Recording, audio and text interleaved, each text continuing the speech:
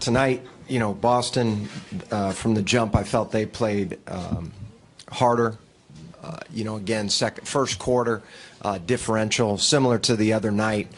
7 turnovers to start that quarter, which is similar to the other night. But they, loose balls, little things, even offensive rebounds early in the game as well. The little things were problems, and a lot of that added up throughout the entire game. So regroup, and we'll head back home for Game 3. Coach, just a lot of the same problems as Game 1, as you mentioned, and a lot of them have to do with the urgency and intensity level. And obviously, it's something that you guys have talked about for the past couple of days. How hard is it to feel like maybe the message is falling on deaf ears? No, I don't think it's falling on deaf ears. I think what's important is that every guy, what we've talked about is you got to be ready to play. We tried multiple different options today in terms of big lineups, small lineups, different guys that hadn't gotten opportunities. Some guys showed some things, others did not. But it's in a series, you have to, and in the postseason, you have to be ready to play right when you step on the floor. This isn't a get comfortable, find my rhythm. No, your rhythm has to start before you enter the game. Joe, Nick Friedel, ESPN. Why do you think Jabari continues to struggle so much in this series? Well, there's a lot of things that we'll have to go back and look at on the film. But he's another one of those guys. He's one of those guys that we need to pick up what he needs to do on the floor. He's got to be assertive. But when we say that, a lot of times people will think, oh, that's offensive. He's got to look for a shot. And no, we need everybody to be out there to guard, to defend, keep the ball in front of him, in front of them. We have to be able to fight through screens. Can't get confused on screens. Like one guy cut back door, one guy miss him, freeze, then the guy comes up for a wide open 3. So, Jabari is one of those guys, but all our guys have to be ready to go out and defend and play at a higher level than we did tonight. Coach Bob Schrawn, the Citizen over here. How you doing? Was it their defensive intensity? I know you talked a lot about 50-50 balls, but was it that, and were they doing anything different against Chris tonight? Actually, I would say, we shot a good percentage. Again, the 7 turnovers to start the game set a bad tone. Go down 11 to start the game, end up with only 15. But they end up with 13 more shots than us. And a lot of it is, again, there's plays in the first quarter and throughout the game where they're diving on the floor. And it's all the way through. We've got to get that all the way through. There's no wiggle room here. We need to come out with more of a sense of urgency right from the beginning of the game and impose our will on the game. Coach Steve Bulpett, Boston Herald. Is there anything that Jaylen Brown's been doing specifically, or is it just more that he's finding the openings in their that are created? Well, there's a lot of they're putting him in. He's playing hard, hustling, coming off of screens. He's cutting hard. In particular, one of the plays that, like I just mentioned, he's the guy cutting back door that sets up a shot for another guy.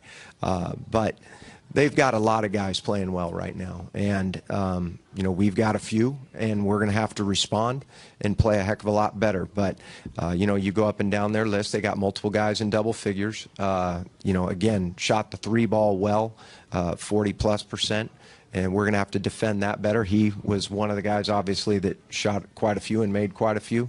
So give them credit, but we have to play better.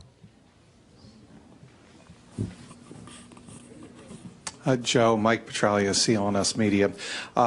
Do you get the sense at all that Giannis is taking too much on his shoulders, or he's being asked to do too much? Guys are watching him.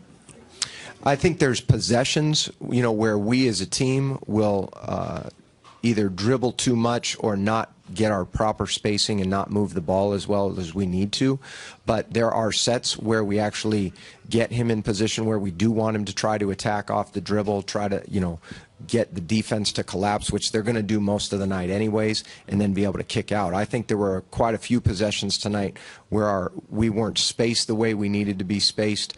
And when I say that, utilizing the corners, getting there, and then making sure we stayed there instead of either creeping in towards the basket or moving up out of the corner. I think the biggest thing for us is we want, like I said earlier, we want to be aggressive and assertive with how we play, but we also have to make sure we get to the right spots on the floor. Overall, I thought he played a good game, but as a team, we and he need to be a lot better. Coach Taylor Snow, Celtics.com. Boston just turned the ball over a handful of times all game.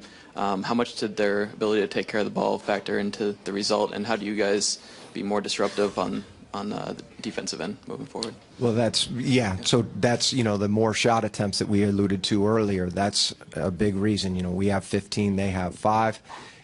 We've got to do a better job. That's one of the things we do well.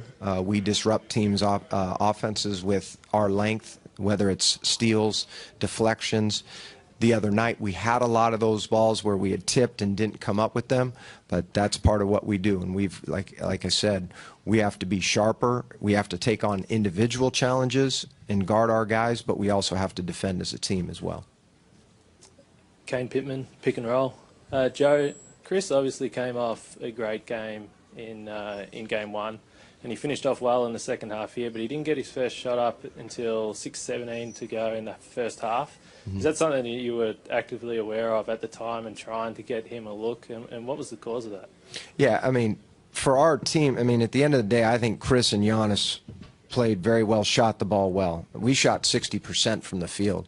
I think the biggest thing that we know Chris is going to find his shots throughout the game because he's a versatile player. There are sets that we will call for him, and we'll get him, he'll get his shots and get his looks. And we do want to make sure that early in the game he is getting quality looks. That having been said, I don't think our offense was necessarily a huge problem. At times, we've got to move, as we alluded to, we have to move the ball better. We have to make sure that we're trusting our teammates and not playing in a crowd. We've talked about that. It's the other end of the floor where, like I said at the beginning, offensive rebounds, which weren't as big of a problem in terms of numbers, but 20 second chance points. Like I said, I think our defense has to get a lot better. Not saying that our offense doesn't, but our defense has to get a lot better. Malcolm Brogdon didn't play in the fourth quarter at all. Just what goes into that decision, and how can you, and kind of, since it's the last question, what did you think of Shabazz Muhammad's play tonight? Yeah, that's what I would say is Shabazz had a good stretch early. He's earning the right to be out there. I think in the second half, I would say he wasn't as good as he was, but overall I liked what I saw from him. Sterling, I thought, came in and did a really nice job for us while he was out on the floor. There were a few mistakes, things that we can address, and we will as a team. But I think, in general, our bench, we need somebody to come off, and we're trying to, like I said, we looked at multiple options, multiple combinations of players, trying to find some answers to a lot of the issues that we addressed. And, I think a guy like Malcolm has to be ready to go, and I know that he will be.